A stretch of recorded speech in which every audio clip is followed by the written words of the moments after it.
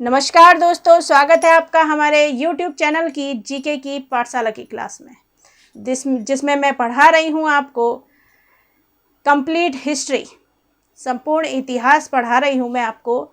और उम्मीद है आपको मेरी क्लासेस पसंद आ रही होंगी। तो दोस्तों, सपने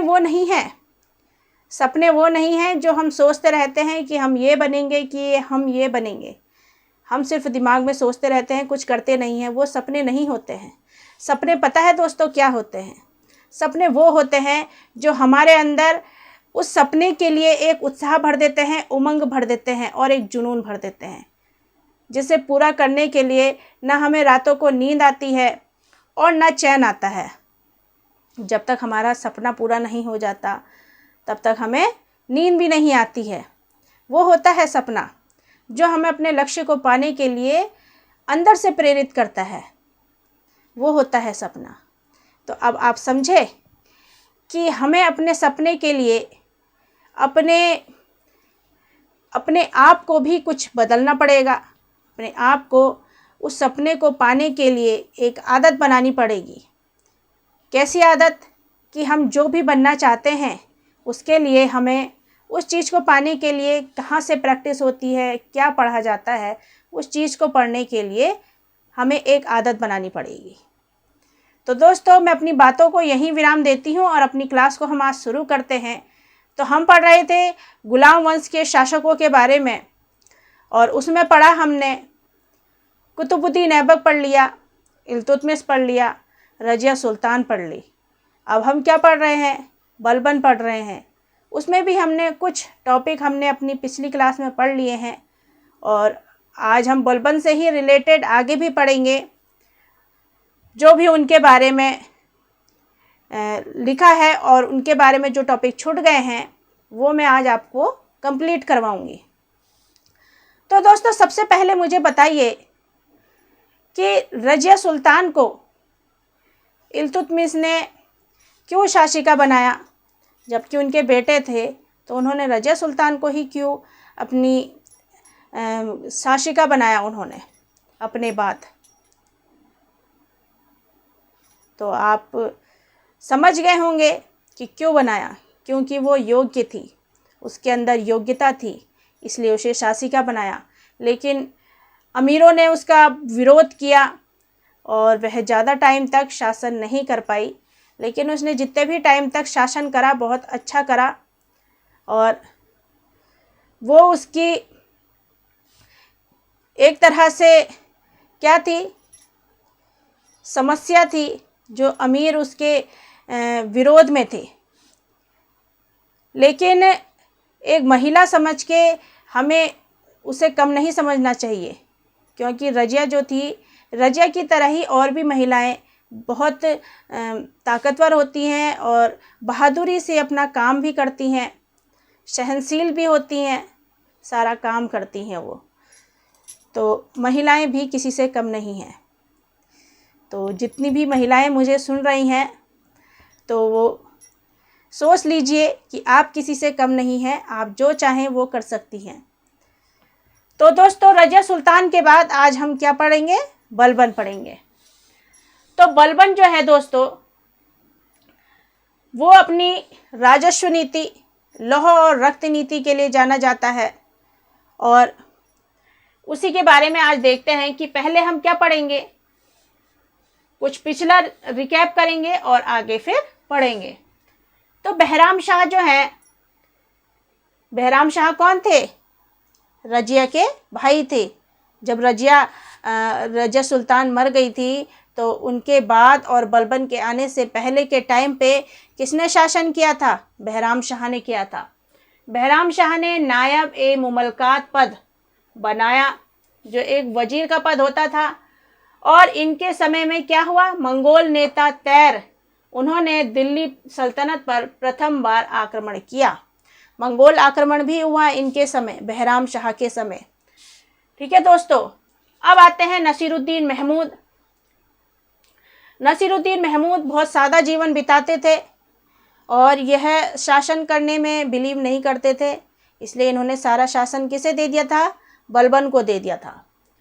तो नसीरुद्दीन महमूद जो हैं, इनका सादा जीवन था, कुरान की एक कॉपियाँ बनाते थे। उस टाइम पे क्या होता था, प्रिंटिंग मशीन तो होती नहीं थी, तो ये क्या करते थे, जो कुरान थी तो उसकी एक तरह से प्रिंट बनाते थे, कुरान की कॉपियाँ बनाते थे तथा टोपियाँ सिलते थे, इस्लाम के अनुसार जीवन यापन करते थे। और ये सब कहाँ से पता चला है, ये सब पता चला है मिनहाज उस सिराज की पुस्तक तबकात ए नासिरी। नसीरुद्दीन महमूद के बारे में जो पता चला है वो कहाँ से पता चला है, मिनहाज उस सिराज की तबकात ए नासिरी। अच्छा दोस्तों, एक बात और है, अगर आपको मेरी क्लास पसंद आए तो लाइक शेयर सब्सक्राइब भी कीजिएगा। और अगर आपको लगे कि हाँ मैं आपको ठीक पढ़ा रही हूँ, सही पढ़ा रही हूँ, कुछ गलत चीज़ तो नहीं बता रही हूँ, अगर सही पढ़ा रही हूँ तो लाइक शेयर सब्सक्राइब भी ज़रूर कीजिएगा। क्योंकि कुछ जो होते हैं वो आधी ही क्लास देखते हैं, लेकिन आधी क्लास देखने का कोई बेनिफिट नहीं है दोस्तों। अगर आप देख रहे हैं तो आप पूरी क्लास देखिए, तभी इसका बेनिफिट भी है। फिर भी मैं आपसे कह रही हूँ कि एक लाइक शेयर सब्सक्राइब करने पर आपके पैसे खर्च नहीं होंगे, सिर्फ थोड़ा सा डेटा खर्च होगा, नेट खर्च होगा। और इतना तो आप कर सकते हैं कि जब आपके लिए हम पढ़ा रहे हैं तो आप, हमारी भी मेहनत लगती है, हम तैयार करते हैं, कंटेंट तैयार करते हैं, फिर आपको पढ़ाते हैं, समझते हैं, फिर आपको पढ़ाते हैं। तो आप इतना हमारे लिए कर सकते हैं कि एक लाइक शेयर सब्सक्राइब आप कर देंगे तो क्या होगा, इससे जो मेरे पढ़ने वालों की संख्या है वो और बढ़ेगी और मुझे भी मोटिवेशन मिलेगा। ठीक है दोस्तों, तो किससे पता चला नसीरुद्दीन महमूद के बारे में, मिनहाज उस सिराज की पुस्तक तबकात ए नासिरी से। अब दोस्तों नसीरुद्दीन ने क्या करा, बलबन को नायब ए मुमलकात पद, जो ये वाला पद है ना, बहराम शाह ने बनाया था, नायब ए मुमलकात पद बनाया था, वही पद नसीरुद्दीन ने बलबन को दे दिया। क्या दे दिया, थोड़ा पेन मेरी हो गई, मुमलकात पद दे दिया। ये मुमलकात लिखा है दोस्तों, शायद आपको दिख नहीं रहा है, थोड़ी इसकी इंक ख़त्म हो गई है इसलिए आपको दिख नहीं रहा है। ठीक है दोस्तों, तो नसीरुद्दीन ने बलबन को नायब ए मुमलकात पद दे दिया, लेकिन तुर्कों ने क्या करा, तुर्कों ने करा इसका विरोध, क्योंकि ये भी तो एक गुलामी था और वो क्या चाहते थे कि हम शासन करें, मतलब इसे क्यों आपने शासक बनाया, आप हमें बनाते। तो तुर्कों ने इसका विरोध कर दिया, लेकिन तुर्कों ने विरोध किया, भारतीय मुसलमान रेहान को ये पद दे दिया, कौन सा, नायाब ए मुमलकात का पद दे दिया। जब ये नायाब ए मुमलकात का पद इसे दिया बलबन को, तो तुर्क नाराज हो गए, क्योंकि एक वजीर का पद था। फिर इससे लेकर किसको दे दिया, रेहान को दे दिया, भारतीय मुसलमान रेहान को दे दिया। लेकिन बलबन भी महत्वाकांक्षी था, बलबन क्या था, महत्वाकांक्षी था, और धीरे धीरे उसने सबको अपने साथ मिला लिया। किसकी तरह, रजिया सुल्तान की तरह। योग्य वो भी था, इसने भी बहुत कार्य किए थे, इसलिए क्या करा, इसने सबको अपने साथ मिला लिया। तथा नसीरुद्दीन महमूद की मृत्यु के बाद बलबन गुलाम वंश का शासक बन गया। नसीरुद्दीन महमूद की जब मृत्यु हो गई तब उसके बाद बलबन शासक बन गया, मतलब उसके रहते हुए वो सिर्फ उसके नीचे काम करता था, नसीरुद्दीन महमूद के। ठीक है दोस्तों, अब नसीरुद्दीन जो है वो शमसी वंश का अंतिम शासक था, और जो कि इल्तुतमिश का पुत्र था। नसीरुद्दीन के याद पे इल्तुतमिश ने मकबरा भी बनवाया है, मैंने आपको बताया था अपनी पिछली क्लास में। तो ये शमसी वंश का अंतिम शासक था जो नसीरुद्दीन था, और वो क्या था, इल्तुतमिश का पुत्र था। फिर नायब ए मुमलकात का पद सबसे पहले किसे दिया था, एतगीन को। किसे दिया था, जो रजिया सुल्तान के समय थे, 4 व्यक्ति थे, याद है आपको, देखना एक बार अपनी पिछली क्लास में। तो जो नायब मुमलकात का पद है वो सबसे पहले ऐतकीन को दिया, जो बदायूं का गवर्नर था। तो अब बलबन आ गया और बलबन ने क्या करा, अब बलबनी वंश की शुरुआत कर दी। और बलबन का नाम आपको मैंने बताया भी था, क्या है, बहाउद्दीन है, उलुग खां है। बहाउद्दीन बलबन है, गयासुद्दीन बलबन है और उलुग खां है। और बलबन जो है वह इलबरी जाति का तुर्क सरदार था। किसका? इलबरी जाति का तुर्क सरदार था बलबन। और इल्तुतमिश का गुलाम भी था। इसलिए इल्तुतमिश ने 1233 ईस्वी में ग्वालियर विजय के बाद बलबन को खरीद लिया। जब ग्वालियर को विजित कर लिया किसने? इल्तुतमिश ने, तब वो बलबन को खरीद लाया था। अब बलबन की कुछ उपाधियां भी हैं। एक उलुग खां, ये उलुग खां की उपाधि दी थी नसीरुद्दीन महमूद ने जब बलबन को नायाब के पद पर नियुक्त किया था। तो किसने दी थी उलुग खां की उपाधि बलबन को? नसीरुद्दीन महमूद ने दी थी। जिल्ले इलाही और नियामत खुदाई, जिल्ले इलाही और नियामत खुदाई के पद जो हैं, ये दोनों पद सुल्तान बनने के लिए इन्होंने लिए थे। कौन से? जिल्ले इलाही और नियामत खुदाई। वह कहता है, बलबन क्या कहता है अपने आप को, कि जो सुल्तान होता है वो ईश्वर का प्रतिनिधि होता है, पृथ्वी पर वह ईश्वर का प्रतिनिधि होता है। ऐसा ही कहा कि सुल्तान ईश्वर का प्रतिनिधि होता है। और बलबन जो है अपने आप को ईरानी योद्धा अफरासियाब का वंशज बताया करता था। मतलब ऐसा होता है ना कि हम श्रेष्ठ लोगों को दर्शाएंगे, अपना परिचय देंगे, श्रेष्ठ लोगों के साथ हम रहते थे, उनके वंशज थे, तो उससे अच्छा इफ़ेक्ट पड़ता है। अच्छा इफ़ेक्ट ये पड़ता है कि लोग उसका विरोध नहीं करेंगे। ऐसा ही इसने भी करा। बलबन अपने आप को ईरानी योद्धा अफरासियाब का वंशज बताया करता था। अब बलबन के समय कुछ समस्याएं भी आईं। क्या समस्याएं आईं?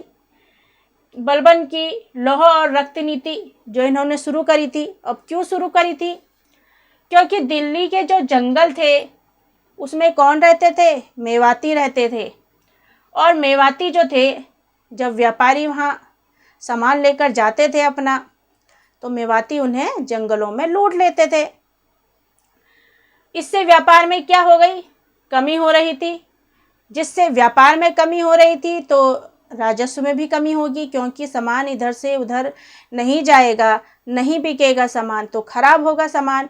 उससे क्या होगी? धन की बर्बादी भी होगी। तो वही बता रहे हैं कि इसमें राजस्व भी कम हो रहा था। इसलिए बलबन ने सारे मेवातियों को मार डाला तथा जो राजपूत भी थे वहाँ पर, उनके किलों पर भी घेरा डाल दिया। उनके किलों पर भी किसने? बलबन ने घेरा डाल दिया। अब है बलबन का राजत्व सिद्धांत। जो बलबन का राजत्व सिद्धांत है वो मैं आपको अपनी अगली क्लास में बताऊंगी, डिटेल से समझाते हुए बताऊंगी। ऐसा नहीं होना चाहिए कि हम सिर्फ बुक पढ़ रहे हैं। ऐसा होना चाहिए कि सिर्फ हम बातचीत के माध्यम से ज़्यादा पढ़ रहे हैं। ऐसा ही होता है जब हम समझकर पढ़ते हैं। तो दोस्तों, अब आप बताइए मुझे, वैसे तो आपको अब सारा इसमें पता चल रहा होगा, फिर भी मैं आपसे छोटा सा क्वेश्चन पूछ लेती हूँ कि जो उलुग खां हैं, उलुग खां का पद किसने दिया था बलबन को? दिख रहा होगा सामने पे, यहाँ नहीं देखना है, आपने पढ़ लिया है तो आप बताइए। उलुग खां का पद नसीरुद्दीन महमूद ने दिया था। किसको? बलबन को दिया था, जब वो नायाब के पद पर नियुक्त हो गया था। अब जो नसीरुद्दीन महमूद है, नसीरुद्दीन महमूद के बारे में किस पुस्तक में बताया जाता है?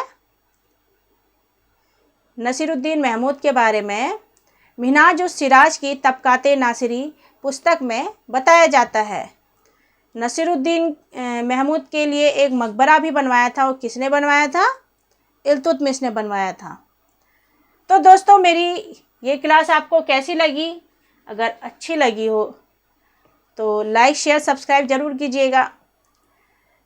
इसमें आपके पैसे खर्च नहीं होते हैं। जब आपने मेरी लास्ट तक वीडियो देख ली है तो थोड़ा सा नेट खर्च करके एक लाइक शेयर सब्सक्राइब कर देंगे तो मुझे मोटिवेशन मिलेगा, और मोटिवेशन मिलेगा तो मैं ऐसे ही कंटेंट और नए नए लाऊंगी आपके लिए, आपको समझाऊंगी, और आपको ऐसा लगेगा ही नहीं कि ये इतने टफ सब्जेक्ट हैं।